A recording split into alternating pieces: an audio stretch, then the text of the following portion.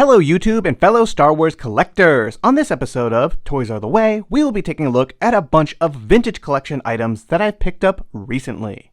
If you're new to the channel or a fan of Star Wars collecting, be sure to smash a like on this video, remember to subscribe, and make sure to ring that bell to stay notified. Welcome back everyone. As you can see, I have a bunch of 3.75 awesomeness that I need to open up and add to my collection and displays.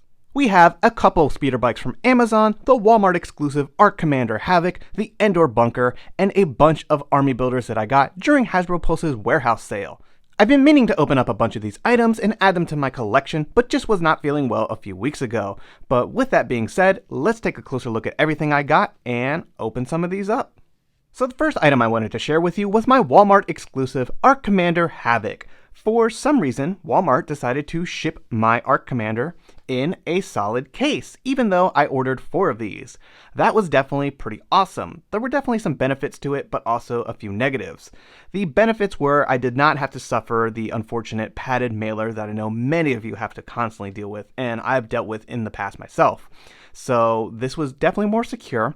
The only issue is that, they didn't really pad the rest of the box. It was only half full, so the cards did move around a little bit in there. And I also think whoever, put them in the case didn't really handle them too well. The one over here is a less minty sample, and it's got a pretty bad crease on the back. This is my good one. All of these did have a little bit of issue. They did have the scuff marks there from either bubbles or being packed in too tightly, but it definitely came better than a padded mailer, so I am happy for that. This is a very interesting move by Walmart. I know that not all the fulfillment centers were using this kind of method. I'm not sure if any of you got a solid case like this or, a nice box, but let me know in the comments down below. I know this wasn't, a widespread thing, but this is definitely a good sign for Walmart. It shows that they're trying to make an initiative to get us these figures in better condition, They just need to really get rid of the padded mailer, and I think they would be in a better space, Those just really don't do well with the community. It's ridiculous to be sending a collectible card like this in a padded mailer. Taking a look at the card back, we have a really nice Clone Wars card. Great image of Commander Havoc during the battle on Kamino. And on the back, he is VC 274. Taking a closer look at my minty sample, you can see that it's in pretty good condition as far as, the card. It's not super banged up, there's no hard creases, and all in all, when it comes to Walmart, this is a pretty good sample. Like I said, the only thing is just this little bit of scuff marking here that we've been seeing more and more frequently. I really wish that's something Hasbro would address. It's definitely just the size of the bubble and maybe the thicker card back that's just allowing less space in these solid cases. But regardless, very happy to have a decent sample from Walmart for my Clone Wars carded collection. Taking a closer look at the figure, he looks great as well. I plan to do a little bit more of an in-depth review of this figure because I think there are a couple qualities that have been improved. The comma seems to be a softer plastic, allowing for maybe better, articulation. So that's something I want to compare the rest of the ARC Troopers to this in a later video. But all in all, very happy to have Havoc in my collection, and he looks wonderful. And next up we have the latest vintage collection playset, the Return of the Jedi Endor Bunker for the 40th anniversary. Initially, when we first saw this item, I wasn't exactly dazzled by it. We had the Power of the Force 2 version, and I thought that was pretty good. But the more promo images that I saw, the better that this thing looked, and having it now in hand, it's a significant upgrade to our shelf displays. The only thing I could say is that this could use a bit more weathering, and I plan to weather this up and make it look a little bit more accurate to the bunker we saw in Return of the Jedi. So be sure to check back for a video showing my process on weathering this thing and making it look a little bit more screen accurate. But as you can see, I got 2 of these bunkers. I wanted to have one for customizing and keep one, as a standard release. Additionally, I cannot resist an Imperial Troop disguise figure, so I wanted to have one of these carded and just keep that for my collection as well. Taking a bit of a closer look at the bunker, you can see that there's definitely some exceptional sculpting when it comes to this release. It is definitely far superior than the Power of the Force 2 version. I really like, that the doorway is a lot larger so you can fit more figures in there, definitely more accurate. and they've done some fantastic sculpting inside with the little compartment showing like, the control panel that Han tries to hotwire, and just all in all, this thing looks great. And I'm really excited to customize this, add some more paint and rust and just like a lot of detail to really bring it to life and make myself a proper Endor bunker. So looking forward to that, and be sure to check back and see that video. And next up, we have some Return of the Jedi Speeder Bike and Scout Troopers. A really cool vehicle, and I'm very happy to see, speeder bikes back in the vintage collection. We need more small vehicles, and this one is a great start. I'm also really excited to see the Remnant version coming up soon. That will be great to have, but I would also like to see other speeder bikes in the vintage collection. I would really like to see the speeder bike that the Mandalorian uses in the first 2 seasons on Tatooine. That was a great looking swoop bike, and I think it would make an excellent addition to the line. There's also the speeders from the Book of Boba Fett that the Niktos used, and later Boba and the Tuskens used to attack the train.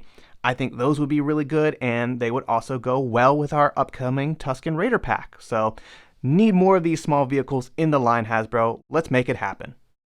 Taking a closer look at this speeder bike, it looks fantastic. I'm really happy that they brought this one back into the line. It's much easier than trying to track down some of the very expensive Toys R Us exclusive versions.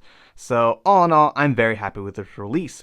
If you want to see the vehicle in more detail and see me put it in an Endor setting diorama, be sure to check out my review of this vehicle, and yeah, that's just a really fun video. But like I said, great stuff. Love seeing small vehicles in the vintage collection, and I'm really happy to continue to build a small fleet of these speeders. And finishing off my recent pickup of vintage collection items, we have all of these amazing army builders that I plan to add to a variety of different displays in my collection. We also have in the top corner an additional light cruiser Luke Skywalker, because I just wanted to have another one of that figure open. It's just a really nice figure, and I'm a really big fan of the soft goods cloak that it came with. All of these items were discounted on Hasbro Pulse's warehouse sale, except for the Artillery Stormtrooper and Luke Skywalker.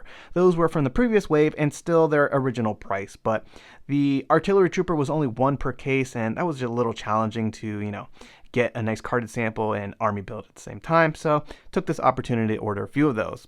But the Army Builder pack and special action figure set were on sale, so I decided to get a few of those. I've been holding off for a while to get that Imperial Death Trooper Army Builder pack. I think it was the worst one so far. It was such a good opportunity for them to put in their specialized DLT rifle, and they just missed that opportunity. They also only put in, I think, a couple blaster pistols with half of the figures in there, so it's really, you're getting a little less than you would normally get. Very disappointed in that one, but I just had to pick it up. I plan to do a video talking about the best of all of those sets so far, so be on the lookout for that. But yeah, I just wanted to add more of these figures to my collection. The special action figure set was definitely a little pricey when it first came out, so I wanted to get a couple more of those to put them up against Cal Kestis. And you can never have too many Shore Troopers. I might want to put these in, a Rogue One display someday, or just any kind of Imperial setting. Definitely a really good figure. Very happy that they got us, the different ranked Shore Troopers out there. The only thing that's still a little disappointing is the leg articulation on that figure it's good, it's ball jointed. They don't have rocker ankles, and the ball-jointed knee has never been the best in my opinion. It doesn't even go back a full 90 degrees. It's almost like a little 45. So that's something I would like to see improved in the future. I don't think it's, high priority, but I would like my Shore Troopers to be able to pose, very, very well on the level of this Stormtrooper that we have gotten, which is honestly definitive. Same thing goes for the Scout Trooper that was included in the special action figure set. I wish they would have given us the one that comes with, the speeder bike with the rocker ankles and the properly sized helmet. If you put those two figures together, man, this one just looks bad.